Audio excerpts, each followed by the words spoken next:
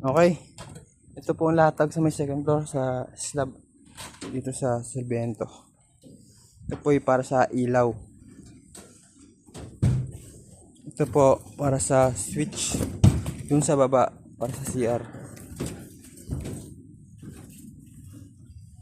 Yan.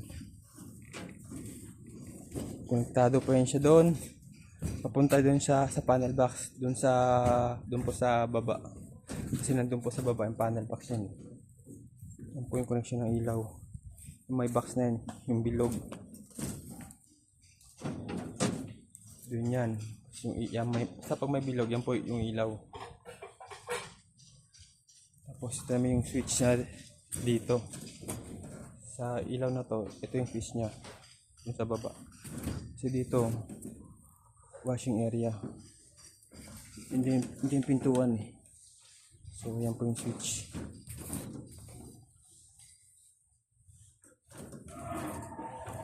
Yan po yung switch sa ilaw na yan. Tapos ang switch ito sa ilaw na to, nandun sa baba, yung papuntang panel box. Doon ko na siya kukuhanin.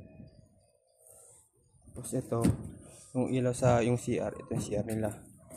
Ito yung switch. Kasi sa ilalim niya, hindi yung pinto. Ito naman itong linya to, isang tubo. Yan yung saksakan. Yan yung papuntang panel box. Nakatutok na yan. Doon sa baba. Papuntang panel box.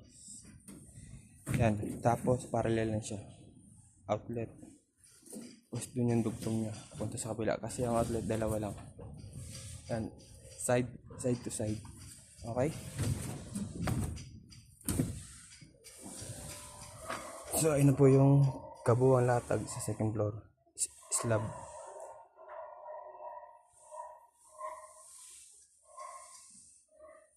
Ganda ng likod, oh. Ang daming lawak ng ano. Daming baka.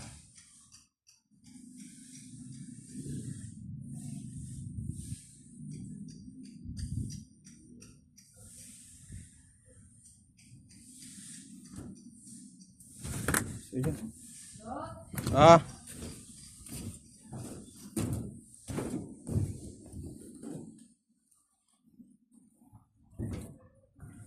So ayun, nasa tapat ng bintana.